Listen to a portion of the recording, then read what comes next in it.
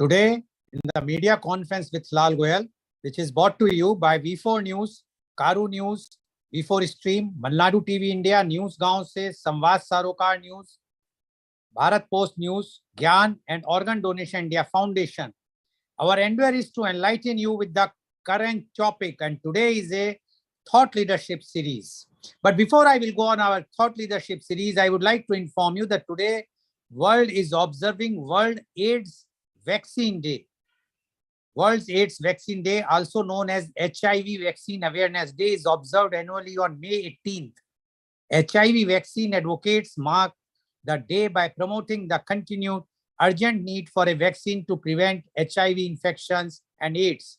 To acknowledge and thank the thousands of volunteers, community members, health professionals, supporters, and scientists who are working together to find a safe and effective AIDS vaccine, and urge the international community to recognize the importance of investing in new technologies as a critical element of a comprehensive response to the HIV or AIDS epidemic. The concept of World AIDS Vaccine Day is rooted in a May 18, 1997 commencement speech at Morgan State University made by then President Bill Clinton. Mr. Clinton challenged the world to set new goals in the emerging age of science and technology and develop an AIDS vaccine within the next decade. The first World AIDS Vaccine Day was observed on May 18, 1998 to commemorate the anniversary of Mr. Clinton's speech. Now, today one more day is being observed, that is the International Museum Day. IMG is an international day held annually on 18th May, coordinated by the International Council of Museums, ICOM. The event highlights a specific theme which changes every year to reflect the basis of the international museum community's preoccupations. Each year, all museums in the world are invited to participate in IMG to promote the role of museums around in the world, creating unique, enjoyable, and free activities around a theme discussed with the ICOM community for this special day. Since its creation in 1977, International Museum Day has gained increased attention. Media conference with Lal Goel wishes you on these international days and hope that very soon vaccine for AIDS will be developed to save many, many lives. Now coming to our main series, that is Thought Leadership Series. Crisis moments create opportunity. Problems and crises ignite our greatest creativity and thought leadership, as it forces us to focus on things outside the norm. Thought leadership is fundamental in business today and consists primarily of finding and sharing great information in a way that attracts and retains. Thought leadership is when a leader's thoughts are being used by leaders to lead others. Thought leadership is influencing a narrative by understanding what needs to be done. Thought leadership is the expression of ideas that demonstrate you have expertise in a particular field, area, or topic. A thought leader can be recognized as an authority in a specific field and whose expertise is sought and often rewarded. That can be an expert, a historical figure, or a wise person with worldly impact. Many strive to become a thought leader in their respective fields. It takes dedication, patience, strategy, and education.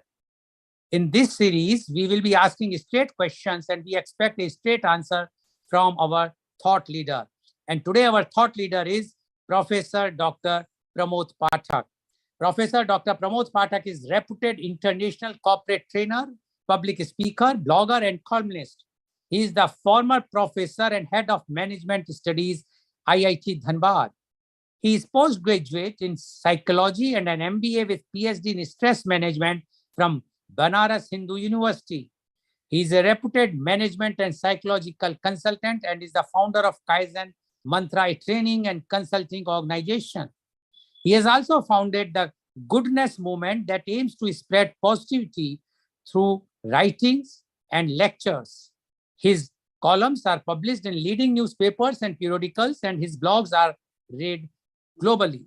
He was full He was also on faculty, Institute of Management, BHU. Having guided some 30 PhDs successfully, he has written several books and over 100 research articles in reputed journals. As a global lecturer, he has delivered talks at various international seminars, conferences, and workshops in several countries. And today, our topic is value system in society. Welcome, Professor Dr. Pramod Pathak on our show. Professor Pathak, as you know, today is a thought leadership series. In this series, I am going to ask a straight question to you, and I expect straight answers from you, being a thought leader. So my first question is, what is value system in society? First of all, thank you very much for inviting me to your show and to deliberate on a very important subject that in fact is at the what we call root of all the problems we face. So the question you asked me, what is value system? Now, see, value system, values, in fact, we'll have to define values first.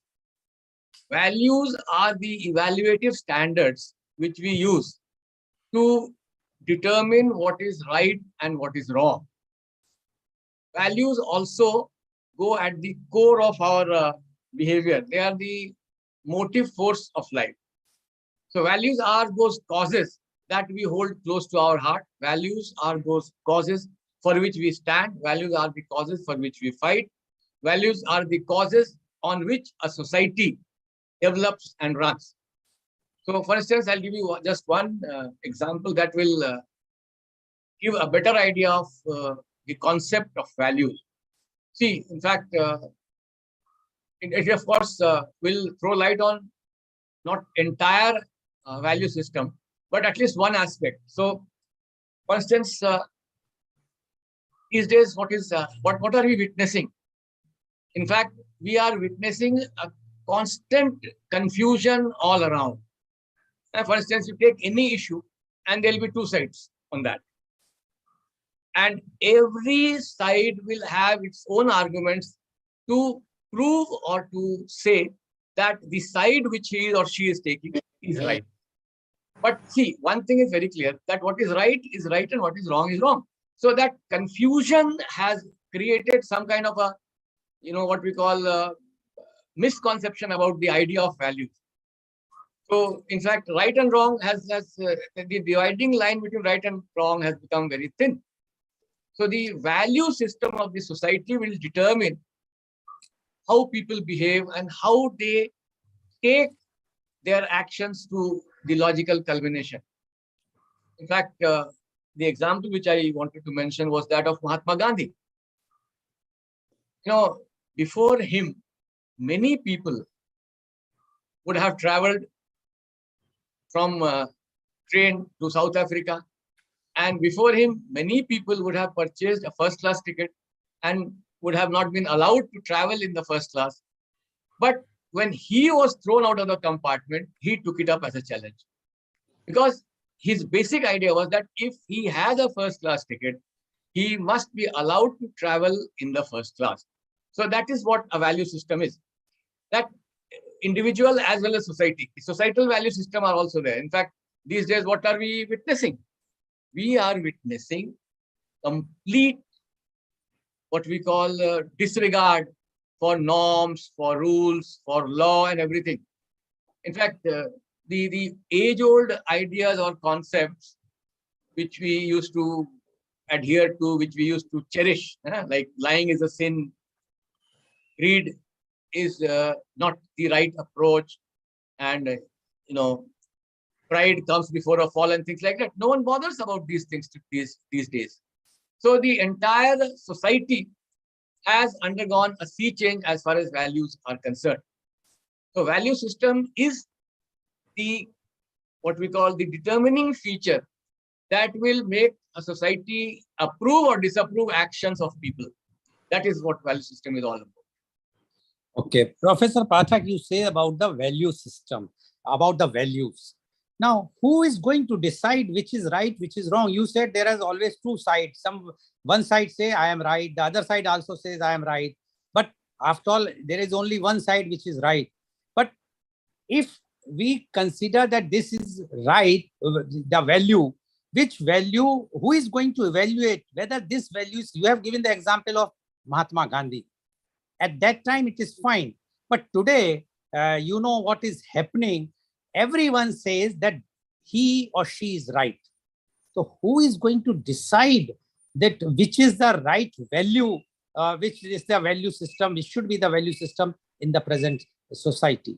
What do you say about that?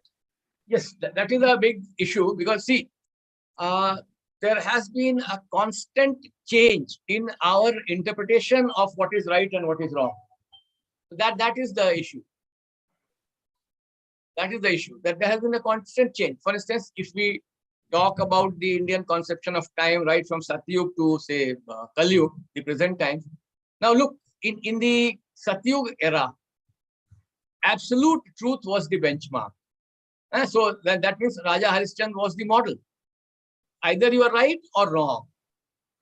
No matter how much powerful you are, no matter what position you have, right was right and wrong was wrong. So that was Satyug. But in the Dwapar, in the Treta era, things changed. That was the era of Lord Ram. And then, so from absolute truth, we moved to another level. That was the dharma. So when Lord Ram had to kill Bali, he killed Bali by deceit. And when he was asked, he said that no, to uphold dharma, I had to kill Bali by deceit. So now dharma became the benchmark. So from absolute truth, that means either you are right or wrong. In fact, there was no in between. A little right, a little wrong, a little good, a little bad. No, either you are good or bad. So absolute truth. It was all or none. In Treta, what happened? The concept changed. In Treta, it was so that dharma became the benchmark. So what was the dharma? What was the duty of a person? So dharma became the deciding feature, desideratum.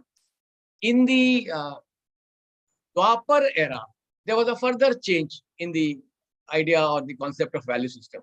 So in the Dwapar era, if we say take the example of the Mahabharata war, the courtroom scene when Draupadi is being disrobed, and she prays to everybody, including Bhishma, and they all say that no, we are tied by Hastinapur, so we are tied by the duty of the state. So duty to the state and loyalty to the state became the benchmark. That was the Dwapar era. So there was a consistent change. And then we are in the present era, what we talk about, Kalyug. The benchmarks are difficult to find. We don't know what is the benchmark. But as you said, who will decide? So we have certain institutions. Of course, the institutions may also go wrong. We don't have any control over that. But by and large, we have certain institutions which determine what is right and what is wrong. For instance, in the earlier age, it was religion.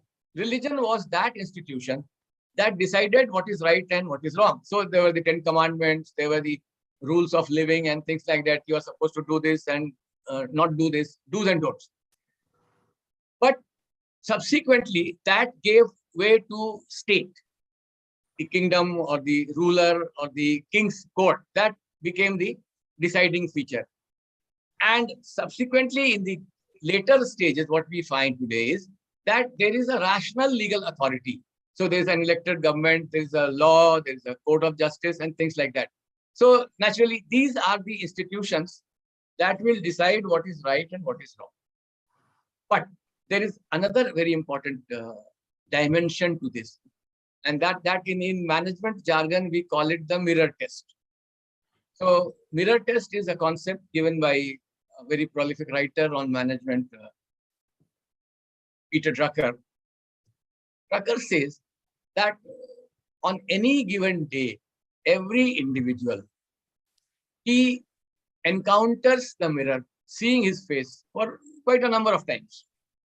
Now, Peter Drucker's take is that if you are looking at your face honestly and you are not feeling any kind of a guilt or shame, that means your conduct has been, by and large, ethical.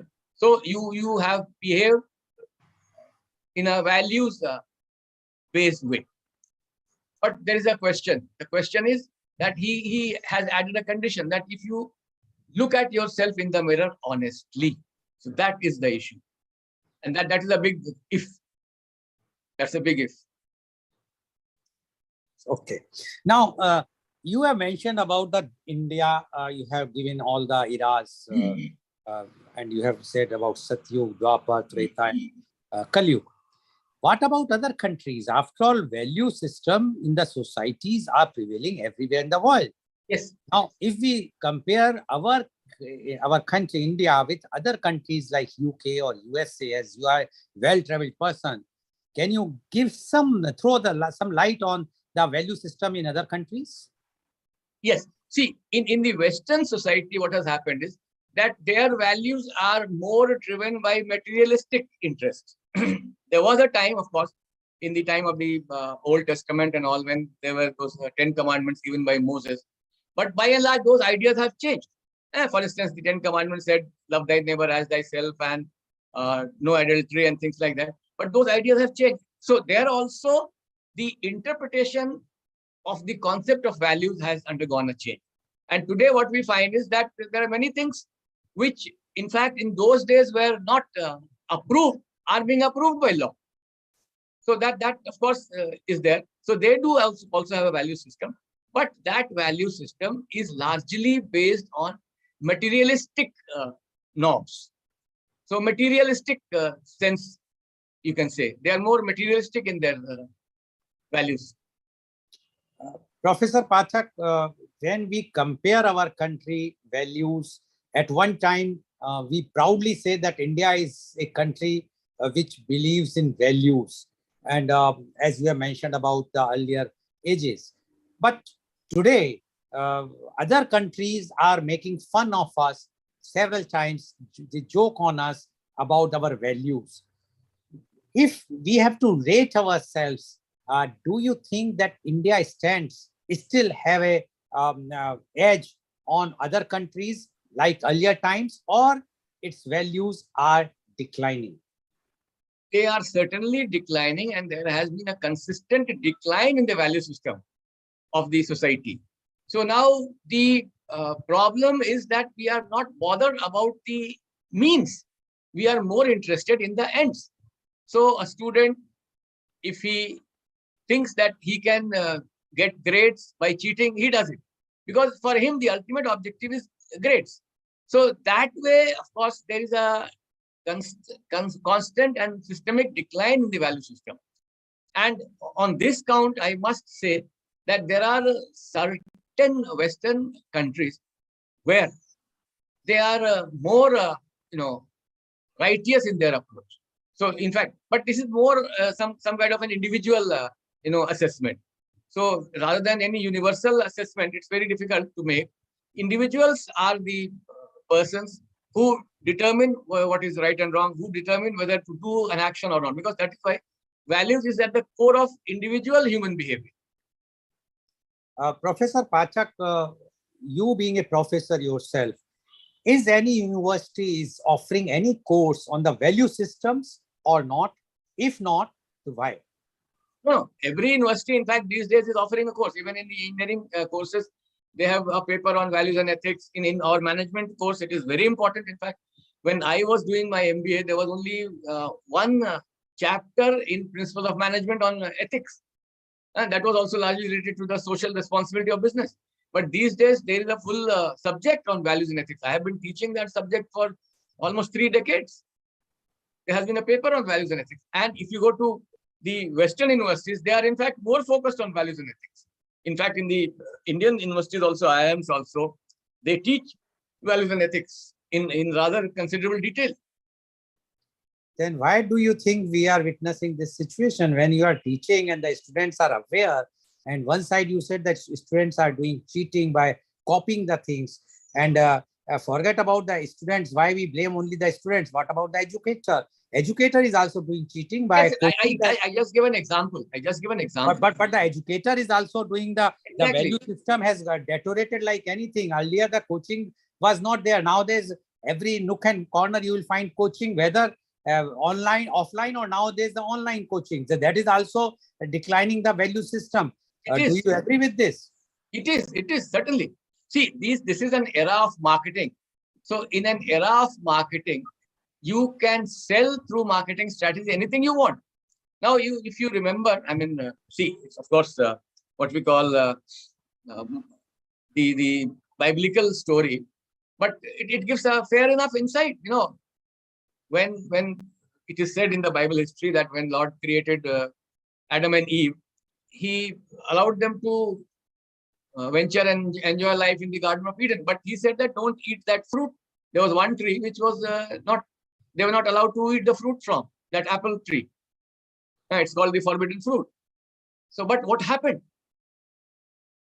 They were, in fact, obeying the command of the God. And suddenly devil appears on the scene.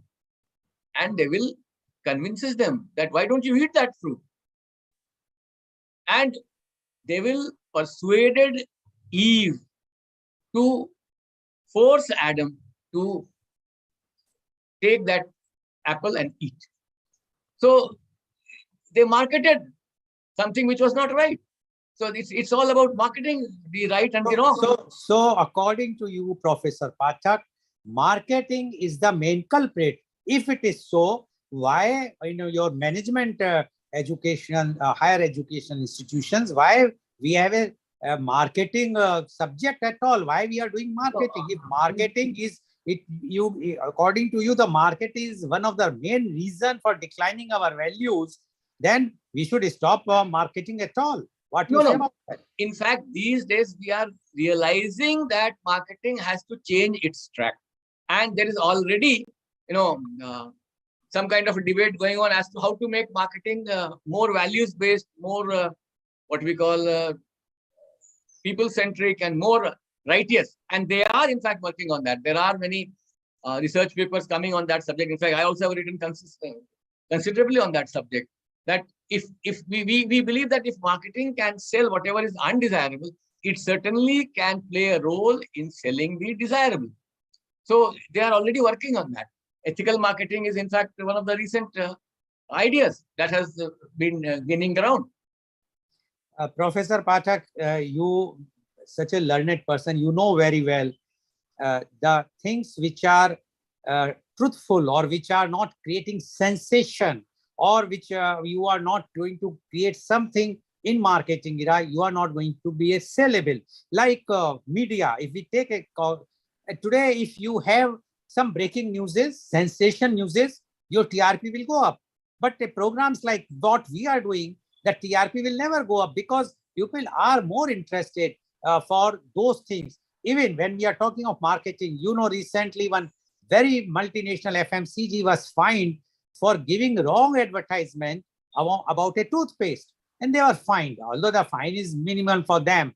But the question is, when all these top companies are using these means of faulty marketing, declining, and which you say it is the reason for the declination of the value system in the country or the society, then what is the check? How those things, by teaching them, yes, you can say hardly 0.few% students may follow when they will be joining the company.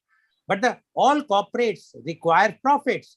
They are working for profits, and for that, it is a target-based marketing. When the target-based marketing, why anybody would like to listen to your views or anyone's ethical views at that time when they know that the other competitor will use those other views, the other means, and they will get the business. So what do you say about that? No, actually, the realization is gradually coming up. And in fact, these days, we are finding that there are a number of checks and balances. Like, for instance, we have the Advertising Standards Control of India or the Broadcasting Control, something like that, similar things. And they are, in fact, trying to put some check on what we call blatantly marketing the wrong things. So things are changing, and I think it will take time, because see, these changes take a long time. Changing the human nature is not easy. And in fact, the attraction of the undesirable is certainly more than the attraction of the right things. They are dry and wrap. So people do get attracted towards the whatever is sensational, whatever is too catchy, whatever draws their attention.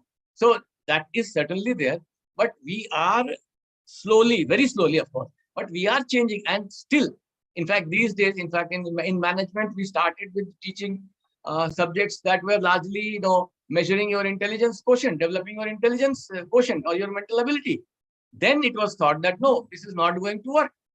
So they added emotional side to it. So the focus changed from IQ to EQ. And that also continued for quite some time.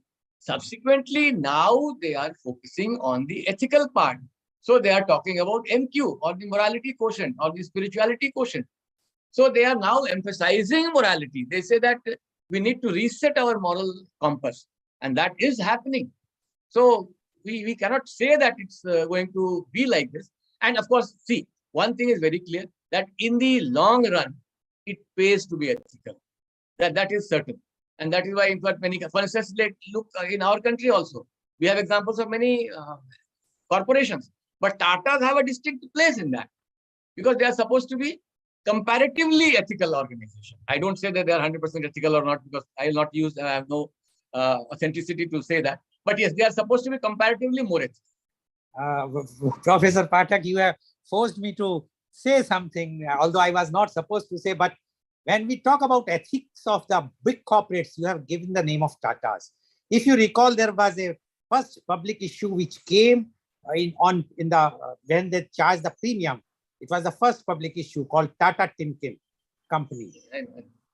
And if you remember, there was a huge media report that all the top government bureaucrats, all the bank's chairmen and the MGs were shown as the Tata Timken Company's employees, and they were allotted the shares from employee quota.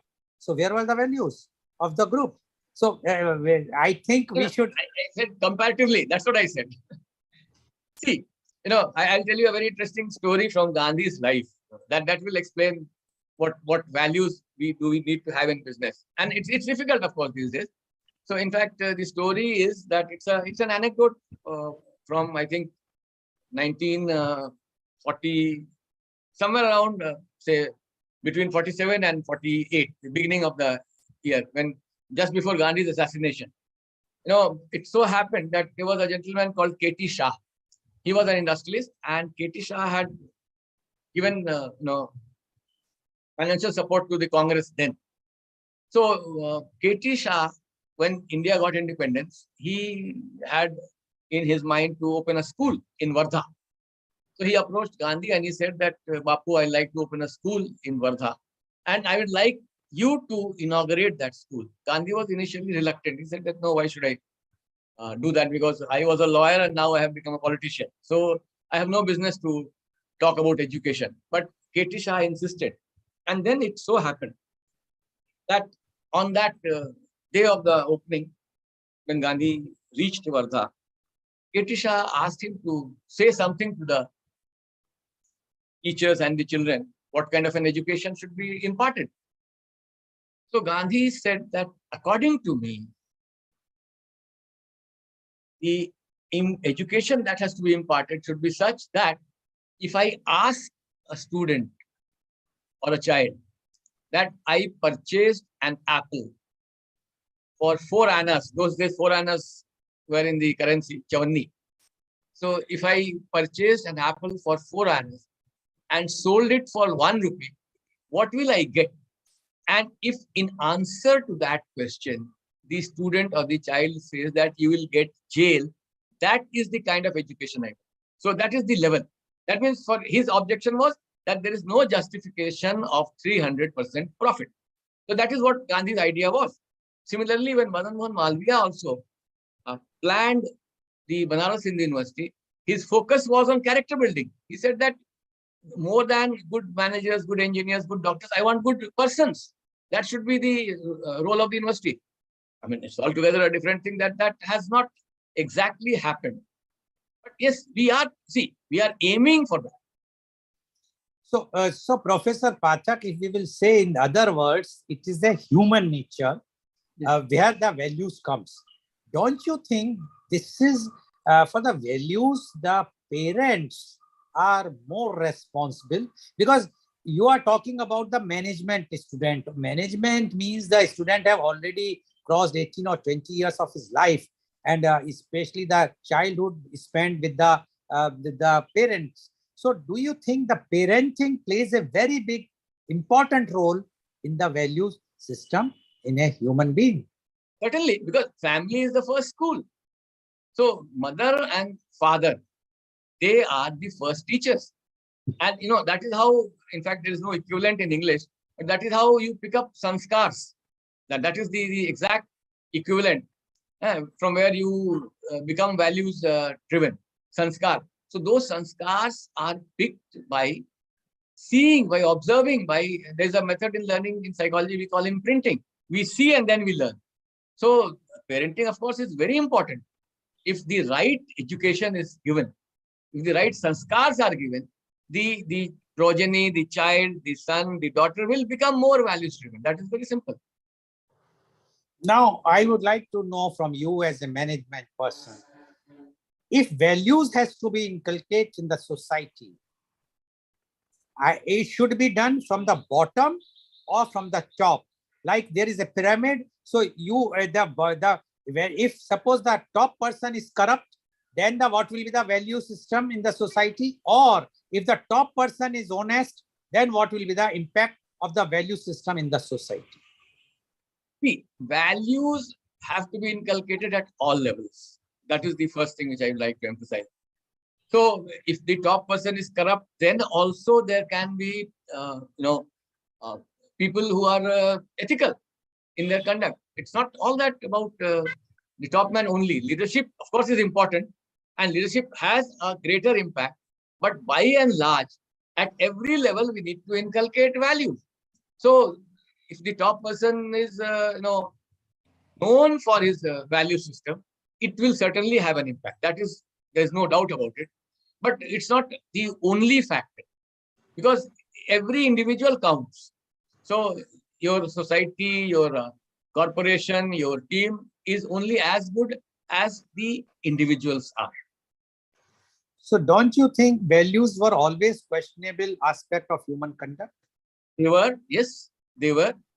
In fact, in Satyug also we had, demons like Hiranyakashipu. They were. So I never said that the society has always been a what we call 100% values driven society. But yes, the point which I want to emphasize is that these days we find that even institutions have become corrupt. So that is dangerous, because they are now more interested in self-interest rather than institutional interest, societal interest, country's interest, national interest. So look at the recent example of that IAS officer, that lady, Pooja Singhal. Now, you tell me one thing, Mr. Goel. These civil servants have all the perquisites. They enjoy life like anything. They are paid the highest salary. And then once you are paid, say, at the highest level, somewhere around 3 lakhs, I think, what is the need for going for more money? I don't understand. There's little logic, except that it is some kind of a lust. It's a lust. Professor Pathak, there was a story, very famous. I'm sure you know, and all of viewers might be knowing, but still I would like to repeat it. Once Lord Shiva and Parvati were moving, and one person was sleeping very carefully outside on the road, and Parvati ji said, why he's sleeping like this without any room and everything? Please give him, he's hungry. So Shivji says, let him enjoy his. No. Please give something. And he has put some 99 rupees or something whatsoever coins. And you know what has happened. So money is not that if she's. Now, if you talk about a particular IAS officer, then what about the leaders? What about the political leaders? After all, everyone, tell me one thing, when we are living in a system where every check and balance is there, if anyone is corrupt at any level, how it is possible that others, either below that person or above, are not aware about it? If they are not aware about it, it clearly shows that it's a failure of management. If you are not aware what your subordinate is doing, or if the subordinate is not knowing that what his or her boss is doing. So a question is, it is not that people were not aware, but because of the declining values, I must say, in the society, they do not want to disturb others. They feel that if that concerned officer is taking bribe, why not I also take the advantage? So don't you think it's a chain reaction? That's why I asked you very pertinent question earlier, that if the top leadership is honest, then the chain reaction will come till the last. But if the top leadership is, I'm not saying in India, I'm saying anywhere in the world, if the top leadership is not that honest, then it will not be, it will impact even the below persons. What do you say about it? Keeping the, now we have mentioned about one IAS officer, that's why I have raised it again. No, that I mentioned about that IAS officer, because that is in the news recently. There have been many such cases. There have been cases in the railways also, when one electrical engineer and in the entire family was, perished. Hey, but Professor Pachak, you say today, but tomorrow the court will say no, and they will. We know very famous case of one minister called Sukhram.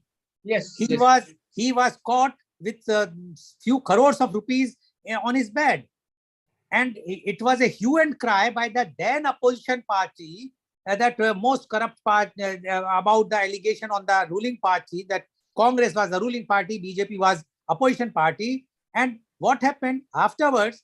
The same minister joined BJP, so he became honest. So value system also changes. Who is going to decide which is? That's what again I am asking the same question. Who is going to decide? Individual. You cannot decide. Individual. Every individual has to decide. My point is that. But who individual? Mr. Sukhram, when he was in Congress. What is happening is that there are. It's not that every individual is corrupt these days. I don't agree to that. There are some people who are still honest, and quite a few of them. So, in fact, the assumption that everyone is corrupt is wrong. Number one. Number two, it's the individual. So now, even in an organization, a person knows that X, Y, or Z is not having right conduct. Yet he thinks that let him do it. I will not do it. So that individual and his conscience, that is very important. Do you think that person will be able to survive in that chain, in the system? If suppose somebody the above wants to take money and ask him to collect the money. You take the example of police department. What is happening? Everybody knows that the money is going from top to bottom to top. And they clearly say, if the constable always say, if they catch hold of you and if they take the bribe and you say, why you are taking bribe, give me the receipt, well, no, we have a target. And either you take a receipt of this much, you pay this much amount. And if you say, no, take less, well, no, I have to pay to the top. So when there is an open system like this, either we should adopt this current latest system as a system which we have to live. So once we will live in the system, there is no problem. No, but as you said, that can he survive? Here I have a difference. Some people may have to pay the price, but some people survive also. There is one thing. If you are known to be a man of integrity, no one is going to bother you. But you have to prove that. Professor Pachak, talking of each other is fine. Many people lost their lives. They have been killed cold-bloodedly, openly. You know, famous cases in UP and Bihar and other places when the engineers were shot dead by those who, the corrupt people in the same department. I agree. So the question is, if I have to lose my life, I will go for the value. But if I want to survive, now again I am asking you whether this value system which we are talking is of any use today. What for? No, the point is not that. The point is that if every individual becomes corrupt, there will be complete chaos. There will be complete chaos. In fact, we are already heading towards a chaos, but the system is surviving still because there are some people who are still not all that wrong. So what will happen if everyone is corrupt, everyone is a liar? Nothing will happen. There will be a complete chaos. That's true, but value again. Anyway, what you said. Now, my question to is: if so, what you are saying, then why to question what is happening today? Why we are asking these questions? if you are saying that everyone is not corrupt, yes, I agree with you.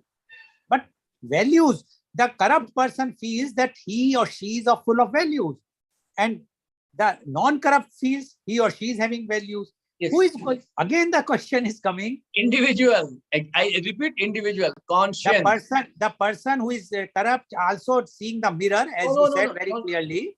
And in the mirror, he is very happy. He sees that he's glowing. He's using the best perfume. He's using the best clothes. What he see, or he's wearing best clothes. What else he require? No, it is about the stage of awakening at which an individual is. So every individual is at a certain stage of awakening, which keeps on changing. So even the biggest of the corrupt person also comes to this realization at some point of time that his actions were not right. So that is when his conscience awakens. And I'll tell you one more thing, that the conscience almost always tells you what is right and what is wrong. The only problem is that we don't listen when we are inebriated with power, when we are under the influence of ego. But gradually what happens is that there comes a stage when we listen to the conscience. And then we realize, but maybe in many cases, by the time we realize, it is too late. Professor Pathak, you are now talking about the conscious. Consciousness. What is there? How anybody? We are in the we are 2022, and if we talk about that, how you will gauge it? How you will understand what your conscience is saying to you? No, conscience. I'm talking about conscience. Yes, conscious. I'm also saying the conscious. What your conscience is saying to you, आपकी आत्मा की जो आवाज है, अंतरात्मा की जो आवाज है, we have seen, if you remember, there was a cross voting somewhere in late 1960s, and when Ayaram Gayaram, अंतरात्मा की आवाज पे voting हुई थी. Do you think that was अंतरात्मा's voice? You remember 1969? V.V. Giri. When V.V. Giri case was there, then the split in the Congress. Sanjeeva Reddy. Reddy. Yeah. Yes. Yeah. So they said that they voted out of the voice of conscience, but that of course was political strategy. So values, it so all depends. I said, absolute values are not there. So that's why I said that it is individual. Every individual did not listen. There were some people who did not listen. So I'll give you an example. Lal Bahadur Shastri. Now, there's a very interesting example from his life. When he was in jail as a Congress worker, those were the times when the party used to send 50 rupees to every family of the person who was jailed. So Shastri ji's family also used to get 50 rupees. On one occasion, it so happened that his wife Lalita ji, she used to go and visit him in the jail and talk to him. So on one occasion, when Lalita ji was there, she was telling about what is happening and how she is getting all those 50 rupees. So Shastri ji asked a question, that tell me one thing, is that 50 rupees enough for you? So Lalita ji said that no, it is more than enough. I do my monthly expenses, I have budgeted it in such a way that my monthly expenses are taken care of in 40 rupees and I save 10 rupees. And the next thing which Lal Bahadur Shastri did was that he wrote to the party that from next month, the scholarship for my family should be reduced to 40. So, but as I said, individual is very important. Not everybody. Professor Pathak, you are giving example of Mahatma Gandhi. You are giving example of Lal Bahadur Shastri. What happened to their families? No, Anil Shastri is doing well. Today, a student asked this question because it's a time of science. Everybody wants to know how, why, etc. So question is, who are our role models today? Are they our role models? Now you have come to the right thing. Are they our role models? No. Our role models is all celebrities, all those who are coming in the aeroplanes, who are landing by the helicopter, who are flashing, who are moving the best available vehicles or the cars. So if they are our role model, and then if we know that if we will be doing honestly the work, it is not easy to reach on the top ladder. You have hit the nail on the head. Role model. That is the thing which is missing. In fact, the society has too many role players, but these days role models are very few and far between. So we need the right role models who can be imbibed. And I think there are people. It's not that every role player is. Can you give examples of role model who are there now, whom the youth should follow nowadays? And can you give some examples? Give me 5 names. 5 names. In fact, this is what I do in my training programs. I do a lot of leadership training programs. So I ask my participants that you name 10 people before independence and 10 people after independence. So there's no, I think, point in saying that they are very easily writing 10 names before independence. But when it comes to after independence, they have to struggle a lot. And maybe they don't succeed in giving 10 names. So that, of course, is a difficult question. But yes, there are some very ordinary people. In fact, see, one thing I'll tell you, that Arvind Kejriwal succeeded because, I'm not saying anything about Arvind Kejriwal, but Anna Hazare certainly became the role model. And Arvind Kejriwal succeeded. Professor Pathak, Anna Hazare became a role model at that time. Yes, yes. Today, he has become a zero. Today, why he has not spoken for many issues? And of course, yes. So he cannot be termed as a role model now. No one will say. I told you then. So you see, for one incident, in my opinion, he was a manipulated role model. He was not a role model for anybody. I am asking you, who is our role model today, whom we can say very clearly, okay, we will follow him or her, and we want to become like that. It's difficult these days. I think it's so hardly... that it clearly shows that the values system in India were far better earlier times than now. Certainly. Now, my question to you is, what are the determinants of value? What are those values? Why they are being going down? What is the reason for that? See, because we have chosen the wrong benchmarks, we have chosen the wrong role models, we have chosen materialistic values over spiritual values. So, in fact, now what is happening in the school, when we were studying, we had one very important subject which we used to study, moral science. These days, moral science is not being taught with that seriousness. I know somewhere, in fact, they have started teaching again values ethics and moral science and things like that. But it's not to the same level, not to the same seriousness. So, see, as I said, you rightly mentioned that teaching engineering students values and ethics because they are already 18 years plus. So their personality is more or less crystallized. The same thing with management. But we have to emphasize from the school, but what is happening in the school? In the school, we are so, in fact, obsessed with technology, and competition that we have forgotten about other things. Values are not the matter of concern for any school these days. So, Professor Pathak, the technology is the main culprit. Can we say that our values have gone down drastically recently in last 30, 40, 50 years because of the technology? Is it overemphasis on technology? Yes. Not because of technology, but overemphasis on technology. But technology, see, it's a dynamic thing. Technology, today what technology we are using, I'm sure after 20 years or 30 years or 10 years even, all this technology will become obsolete and new technology will come. Yes, they will. So you mean to say the values will be declining day by day, and the day will come then when everybody will be valueless? No. That's what I'm saying. That then the whole world will collapse. It cannot happen. It cannot happen.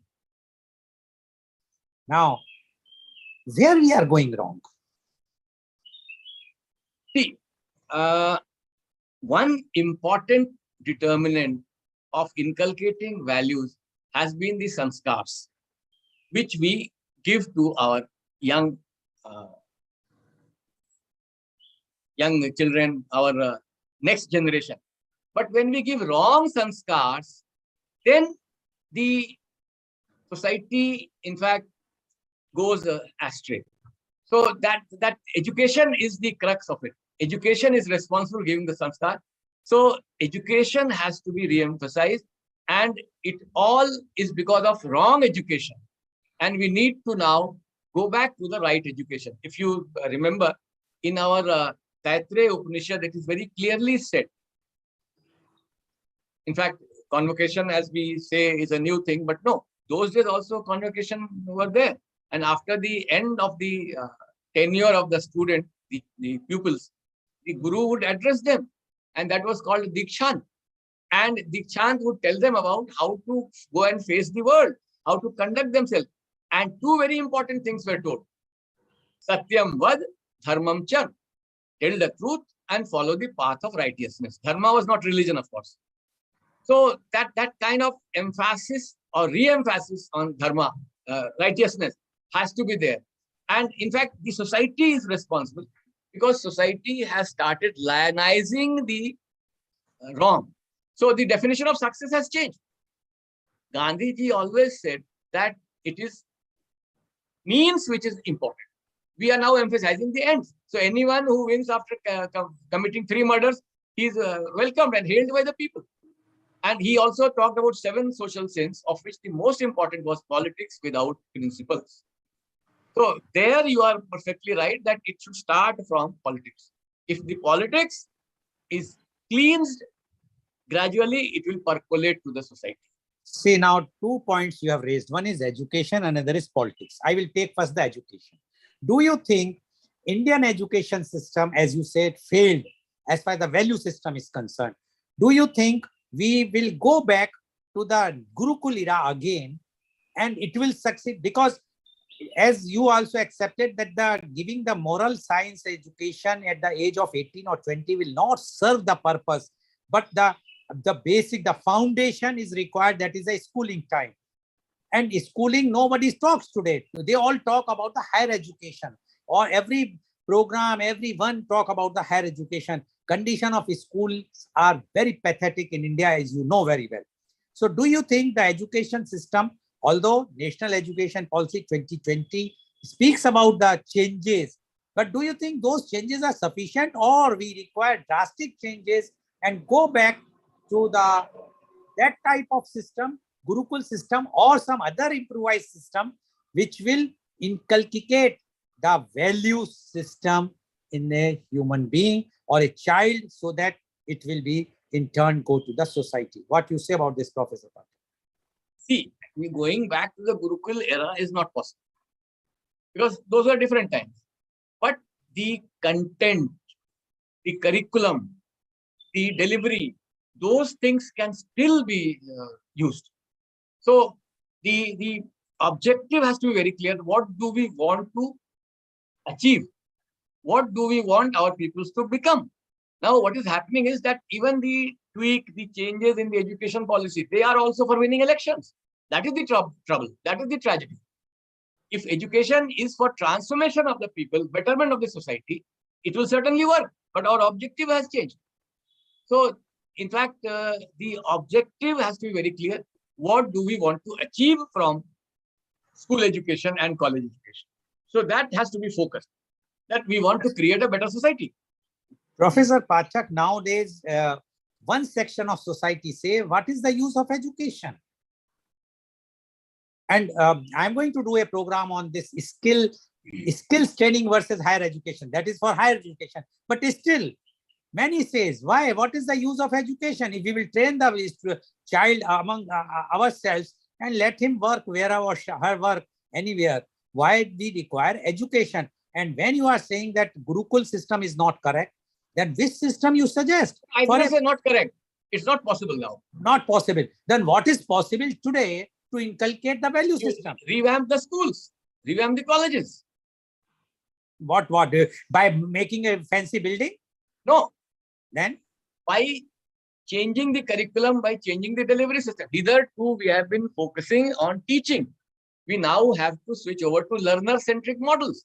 See, the impact of the teaching should be there. No?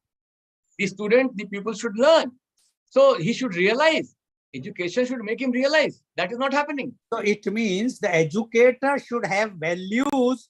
Exactly. Then only they can impart the values. Exactly. I give you a very interesting anecdote on that. Because the educator is not having an impact. And this is not a generalization. There are educators who are having impact. It's not that. There are educators who are having impact.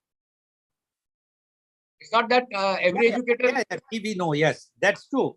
So when now, we are discussing, we are talking in a by and large. majority of them. By We are and large. talking majority. There are By and exceptions, yes. But Although exceptional, you cannot name one person who is a role model out of 140 crore people. We are also searching for role model cannot be for the entire population. It has to be for segments. Segments. For different segments. For students, for professionals, for laborers. For a student, who is the role model? See, I don't think that I have taught many students, but as far as I am concerned, I am a role model for my students. At that time, we are not talking that era time. We are talking at present time. Why the students and you think yourself a role model, but backside of you, what they are talking. No, I know. No, I know because okay. I keep on. So we will come back to the education system again.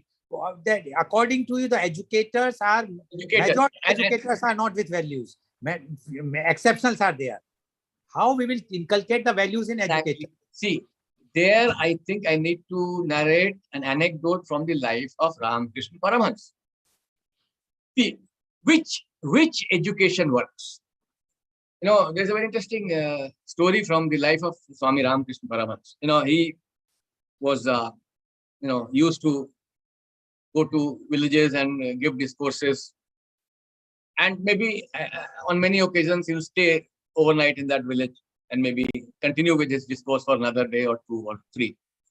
So on one such occasion, he came to a village and he gave his discourse, and then he was going to stay there. An old lady with her 12-13-year-old son, she came to him and said that, Swamiji, he is my son and he is very fond of eating sweets. So you please tell him not to eat sweets. So Swamiji said, but why should I tell him and why will he listen to me? So the lady said that no, he respects you a lot, he worships you, and if you tell him not to eat sweets, he'll leave sweets. Swamiji said, look here, I'm staying here for another couple of days. You bring him tomorrow, I'll tell him. So the lady went back. Next day, again after the discourse, she comes and tells Swamiji, now you tell him. Swamiji says, you do one thing, you bring him day after tomorrow. I am here till day after tomorrow. So I'll tell him on that. So she, of course, not very happy, but she went back. And then on the fourth day, she comes back. After the discourse, she again asked the Swamiji to tell that boy to stop eating sweets. So Swamiji calls that boy and asks his name. What's your name, son? He tells his name. He said, look here, you should not eat so much of sweets. They are harmful to health. I also don't eat sweets. So the boy said, okay, from tomorrow, I'm not going to eat sweets. Now the lady was furious. She said that, wait, what is this? You could have told this on the very first day. You made him eat sweets for another 3 days. What was the logic? He said, no, there is a very important logic in this. In fact, I also was very fond of sweets, and it took me 3 days to leave eating sweets. And then only I can tell him that you don't eat sweets because I also don't eat sweets. So it is walking the talk. Your impact will only be there if you practice what you preach. So Professor Pathak, now my question is, who is walking the talk today? There are people. Give me example. But I cannot know because I don't know everybody. So the problem in India is, or anywhere in the world is, unless we will do what we preach, if we exactly, which is not possible. Anyway, now you mentioned about the politics. Again, the same thing.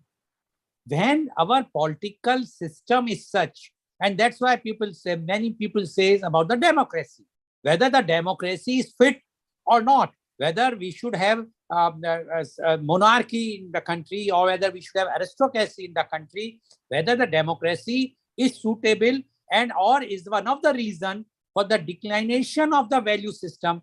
What do you say about this? No.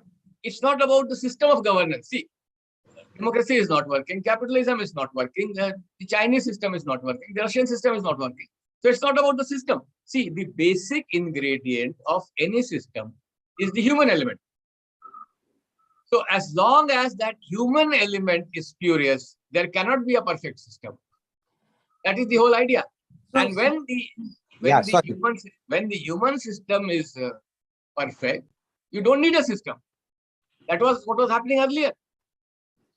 But when human system has come in a particular way where they are comfortable with less values, I will not say zero values, less values, they are happy. Why you are emphasizing about this value system in India? Why you are emphasizing the need for the promotion of values when somebody has adopted his life or her life in a less value? I am not saying zero value, less value. Fine. Why you are emphasizing that the need for the idea of, in fact, you have used the right word, happy. So the idea of values is to create a happy society, but we have defined happiness wrongly. So the kind of fulfillment, the kind of contentment that you get by being honest, by being following good conduct, that is different. And that is why, now I think people like Pooja Singhal and all will be realizing that what mistake they have made. So it's not about, we have wrongly defined success, we have wrongly defined achievement, we have wrongly defined happiness. And that is why we have made so much progress technologically, we have so much progress in material wealth, but we have become some kind of a pauper as far as spirituality, as far as happiness, as far as feeling good is concerned. That is what is happening. Professor Pathak, now we talk about the happiness, as you mentioned about happiness. Do you think value system is having any correlation with the happiness? It is. It is. Now, why do you think that this lady IAS officer went after so much of money? Is she happy? She wanted more and more, more and more, more and more. That is lust. It's not happiness. So there is a yes. Professor Pathak, you are talking again and again about this lady because she's in the recent news. But who is on the fault? Today, all your big business schools are promoting one thing, that one of the students got 2 crores or 3 crores package by so and so multinational company. What values you are giving to the students who are going to become the engineer or the managers? Are they only goal is to get the maximum package, or their goal is to serve the pupil honestly?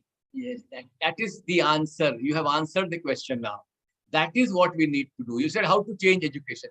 The value system in education, the definition of achievement, the definition of success has to change. And that who will do? We will do. We'll have to do it. Sooner or later, we'll realize that it has to happen. Can you give a roadmap how we can change the declining value system? We can stop them, and we will see that that value system values will go up in a human being. See, it all has to start with the individual. That is why, Gandhiji said that be the change you want to see the world. We'll all have to start from ourselves. We cannot change the world, but with everyone thinking that he needs to change, I think there will be a change. Today, if you will do the voting, I'm sure many will vote against Gandhi today. So we cannot say yes, maybe. So it is again how you can say that anyone is a role model. Earlier, fine, we have Netaji Subhash Chandra Bose, we have Madan Mohan Malviya, Lala Lajpat Rai, Rani Lakshmi Bai, Pandit Jawaharlal Nehru, Mahatma Gandhi, many. We can take names, Sarojini Naidu, etc. But today, when we have such a declining condition of values, again I am saying, why we, because it means you want to revolutionize the entire society to accept the value system. Value system, yes, yes. It will have to. The society is heading towards disaster and chaos. Look what is happening. See, now you look at the what we call the Russian-Ukraine war. The war is continuing. No, it was earlier also. Earlier, we used to have world wars. So what is the Exactly. difference? And the point to ponder is why world wars happen only in Europe. No, if you talk like this, then what about Sri Lanka? It's you're in your neighboring country. What is happening there in Sri Lanka? No, because they have again imbibed the wrong value system. So yes, please. We have, in fact, again, I come to that very basic issue that the role of education, the role of what we try to inculcate in people has to change. The role of educators has to change. The role of education has to change. Now, what is happening? We have not been able to inculcate the right values because we did not impart the right lessons. As you said, now these days, it's very interesting that you go to railway station, you go to marketplaces, you will find, posters of teachers. Mr. X, sir, Y, sir, science coaching, physics coaching, like film stars. So what are they trying to do? They are trying to attract customers. So student has become a customer and a teacher has become a product. That idea has to change. The same thing happened with media. Earlier, the media was for a mission. It had a vision. Now it is only for commission. So we'll have to reorient everything. See, there was a time, if you go back to the earlier days of Satyug, there was no state. It was what we call laissez-faire. And laissez-faire has been wrongly defined. Laissez-faire was because every individual, every citizen was responsible. So there was no need for a state. But then chaos set in. And then state entered. So that there will be some regulator. So the king became the regulator and the epitome of dharma and the representative of God. But it did not work. So in fact, they now say that, democracy has failed, all crises have failed. There is need for meritocracy. That means the right man should be at the helm of affairs of whatever position or whatever position he acquires. So he should be at the helm of affairs of his own domain, but the right man. So there should be a person who is capable, a person who is competent, rather than getting elected. Well, who will decide that who is a competent person? Of course, the whole thing is and who is going to put? You say he or she will not be elected. If it not, then it comes to be like monarch, or that one person is being said that I am now the boss, either monarch or dictator, whatsoever term you use. Say that I am now the boss of this country and I will rule. Is it possible? It will become anarchy. Monarchy is also leading to anarchy. And these days what is happening? All around the world you find that there are the elected representatives have become monarchs. Hitler was also elected. See, if you remember, the Aristotle has given 6 forms of government. It starts with monarch, the perverted become dictator, then the aristocrat, the few people join hands and then they form the aristocracy, and then become oligarchy, the perverted form, and then the public revolt, and then the democracy comes. And once everyone takes the kitty, their share, they becomes the mobocracy. And again the monarchy will come. So according to you, yes, cycling. This cycle has to come. So according to you, the churning is going on around the world. But what about the values? We are talking about the values. King will come, democracy will come, president will come, prime minister will come and go. But the question is, what about the values? How we can have a gauge or a meter to understand that this person is having from scale 1 to 10, 8 things in the value system, or is having 5 things, or is not having some values.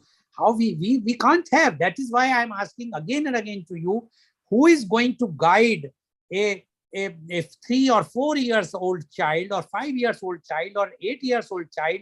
What are the values? Who is going to guide them? And with a practicality that, see, if you will become like this, if you follow this, you will become like that. Who is going to do that? The parent. It should start with the parents, and then the school, and then the college. But do you think education is the answer? Do you think nowadays the parents are also role model? They are not. Then no, but again, I will not generalize. There are certain parents who are the role models. No, we are not talking of exception cases.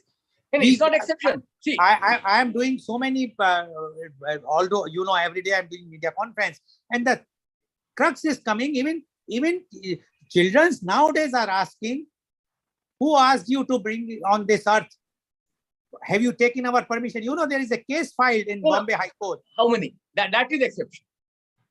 That is exception. But otherwise, earlier parents means the family, joint family. Do you think, now my question to you is, do you think joint family is required again to inculcate values, or nuclear family is the right thing to do it? Or I will frame a question like this: whether the joint family or the nuclear family, which is responsible for declining the values? The disintegration of family system has certainly a role to play. Disintegration of the family system has led to decline in values, because see, the entire system has changed. In the joint family, we had, what we call so many people, so many actors, and they all had something to contribute. In the what we call nuclear family, there are only 2 or 3 people, and they also don't have time. They don't have time. So if they don't have time, who is going to inculcate the values? Exactly. That's why I said that disintegration of the joint family system has been one of the reasons why this decline is there. You need to restore. Generational values are there, grandparents, grandmothers, children to respect others, Professor Pathak, if anyone is whosoever watching our show, they will feel that it means to inculcate or give the value system in society. We require radical change. We require that everywhere, in every sphere, right from the beginning, from the child birth till the end, we require lots of changes. Yes, do you think it's a practical today in today's world? Why not? See, what did Karl Marx do? He radicalized the whole thing. Of course, it went on for a certain period and then it changed. Or what about Gandhi? He radicalized. So it is definitely possible. But I think, yes, someone has to make a beginning. But beginning from where? You require parenting to be changed. So the family orientation should be there, that they will have to change. Again, they go back to the joint family. You have also mentioned about that schooling system has to be changed. All those things. Now my question to you is, do you think National Education Policy 2020 is in this way, if way forward to inculcate the values or not? They do talk of values, they do talk of values education, they do talk of so many things. But the point is that, what about the delivery system? Because the delivery system is the same. So you have intentions are not enough. Intentions have to be translated in results. So there, I think that gap is to be what we call filled up. Do you think that, as you mentioned about intentions, everyone, now I am saying in another way, everyone means generally the majority, everyone wants that their child should be a good person with full values. I think you agree with me. Okay. But end result is totally different. Why? Again, because you want something, but you are not doing what you should do to get that you want. Do you think the expectations from the child by the parents are so much today that the child is bound to do something which is not ethical? See, that is one part of the story, that expectation from the child is more. But more than that, what is happening is that the society itself has raised aspiration level due to the information revolution. So even if the parent don't expect, the child himself has a lot of aspirations. But he is not understanding that for achieving those aspirations, he needs some ability also to develop them. So that ability aspiration gap is also a reason. It's a huge gap. But the information technology or whatsoever you will say, the media, what they are projecting, they are also showing good things also. Earlier, it was not easy to know many things which we are getting today to know. Earlier, only the grandparents used to tell the stories of Ramayana and Mahabharata and all other our religious books of a different religion. But today that time has changed. That everyone can check in on the mobile phone, and the students or the child from the age of 3 or 4 or 5 are using mobile phones. So don't you think that instead of grandparents telling few things, the student is getting that information also? So See, there is one difference. Of course, the mobile has a lot of information, but information is neutral. So it depends on the child what information he wishes to take. But in the case of grandparents, they would seldom give the wrong information. So that one basic difference is there. So what is happening is that a child has access to all kinds of information. And again, the undesirable is more attractive. So that is one major issue. So this information is neutral. How you use it and what information you choose to pick up, that depends on his free will. But in the case of grandparents, they would invariably, and then except, of course, a few exceptions would have been there, but they would invariably give the right information. So you mean to say that excess of the informations which are coming are harmful, that it means the child up to a certain age should deny the access to that technology and should inculcate the moral values from the very beginning? There should be some regulation on the content. How you have to do it, that is, I think, again, a question to be decided. But there has to be some regulation on the content. Because actually, these days, what is happening is that even a child with his mobile phone, there's no regulation on his content because the parents also are busy with the same thing. They are also busy with their own mobiles. No, so question again, Professor Pathak, because we are analyzing how the values, when we are talking about the value system in society, we have to understand one thing, that society is nothing but consists of the human beings, the individuals. But individuals, after all, if we will not get that values from the childhood, it's not difficult. If the child has seen so much undesirable information at that time in his or her childhood, definitely it will be subconscious always, and that will be the value system. So it is impressionable, yes. So question is, so you mean to say that those Western countries where so much information, far more information is there with a child, is having no values than our country? See, as far as values are concerned, if we are bad, they are worse. That is certain. We are bad, they are worse. Because I'll give you one very interesting anecdote. You know, a friend of mine, some 10, 20 years back, he was on a visit, a professor in petroleum. He was on a visit to US. So in the course of his, because he was staying with somebody, so he used to go for a morning walk. So in the course of his walk, he found an old lady struggling with replacing her tire. He was a very, hefty, sturdy fellow. And that old lady, in fact, he pitied her. So he went to her and asked her that, Madam, if you want, I can help you. So the lady was very willing. She said, yes, that will be good on your part. So then he helped her replace the tire. Now the lady asks, how much should I pay you? And this man is stunned. He has no clue. He says, why should you pay me? The lady said, then why did you help me?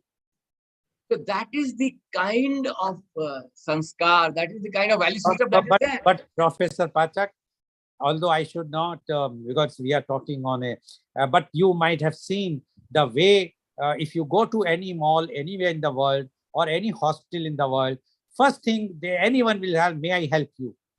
The customer relationship things which so they have, yeah, they have the values. That is marketing strategy. No, but even forget marketing strategy. If you are walking on a road and by mistake, if you are crossing the road and the car comes, they will stop the car. They will allow you as a senior citizen to cross the road. They will not shout on you. But in India, try to do it in any of the road here. You will get a shouting, अंधे हो क्या, दिखता नहीं है, बुड्ढे तू सड़क पे कैसे आया, blah blah. Where are the values? That is the other part of the story, but I was talking about a different part. So they weigh everything in terms of money, dollar. Okay. So, you mean to say that we have to change? Now you have mentioned a specific thing about the money. Do you think the money is responsible directly for declining the values? See, nothing is directly responsible. Money also is needed. But how much money? And money from what source? That is the issue. How much money and money from what source? So money from right source and to a limited extent. See, this can be explained only in, again, a very old couplet from one of the very famous poets of India, Bihari Lal. You must have heard of him, read of him. Yes. So Bihari Lal used to say that Sai इतना दीजिए जामे कुटुंब समाए, मैं भी भूखा ना रहूं, साधु न भूखा जाए. That means, oh Lord, give me that much so that my whole family is surviving and I can give charity. Do you think that whatsoever salaries or the income system in India should go back and reduce the salaries of everyone in India, reduce the margin of profit, like you have given the quote of Mahatma Gandhi, then we will be able to inculcate the values? Today, if a IS officer is getting, as you have mentioned, about 2 or 3 lakhs rupees, let him or her become the same which were there about 40, 50 years back to about, say, 20,000 or 30,000, and bring all the prices down. You need 2 lakhs, I'm saying, but you don't need more than that. 2 lakhs is fair enough. Okay. Now, my question too is media is responsible for the declining of values which were, because earlier there was no media, almost nil media. There were media means the newspapers, very few newspapers, and the radio. There was no television. I am sure you might be knowing at our time, our childhood, there was no television, but the time has changed. Do you think the media played a very, very important role in declining the values in society? See, the role of media, of course, is important because they create some kind of values in the society. So in fact, media is supposed to represent the society's values. So if the media shows whatever is undesirable, naturally people think that that is the in thing to follow. So media, of course, it's not a question of one institution or one agency. It is a question of many, determinants. Values don't depend on just one determinant. So everything is determinant, and family, greed, value system, individual, school, education, media also, politics also. Okay. Thank you very much, Professor Pathak, for giving straight answers to my straight questions, although sometimes my straight questions were not straight, rather they were curvy questions, but you have given all the answers. So viewers, you have seen today how the value system in society has declined, and especially, and as Professor Pathak mentioned, not everywhere, it's everywhere in the world, but in India also. Who is responsible? We have tried to analyze one department, 2 departments, and we found that everyone. Who are everyone? Who is society? Society, we ourselves, as Professor Pathak says, the individuals, we all are responsible for declining the values. If we will not inculcate good values to our own children, how you expect that when the child will become adult and when they will be doing business or service, will not have those values and will not have the good values, rather they will be valueless, and then the problem will start.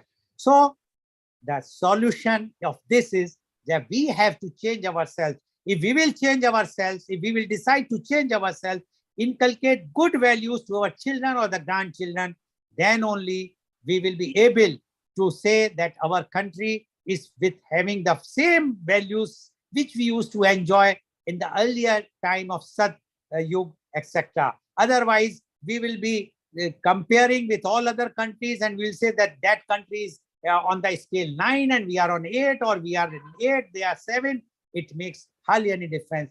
It is we, me, and you who has to take a decision. Thank you very much. And today's program has been live telecasted by V4 News, Caru News, V4 Stream, Malanu TV India, News Gaon se, Samvad Sarokar News, Bharat Post News, Gyan, as well as first shown live on Facebook and YouTube. And our endeavor to bring to you every day new topic in media conference with Lal Goel at 10:30 a.m. Tomorrow our topic is benefits of marriage counseling. Yes, you heard correctly. Benefit of marriage counseling, and our guests who are going to be there, panelists are Dr. Rajiv Anand, Senior Psychiatrist and Marriage Counselor, Mumbai, and Miss Rashi Lashkari, a counseling psychologist and family therapist, Mumbai. So please tune in tomorrow for media conference with Lal Goel at 10:30 a.m.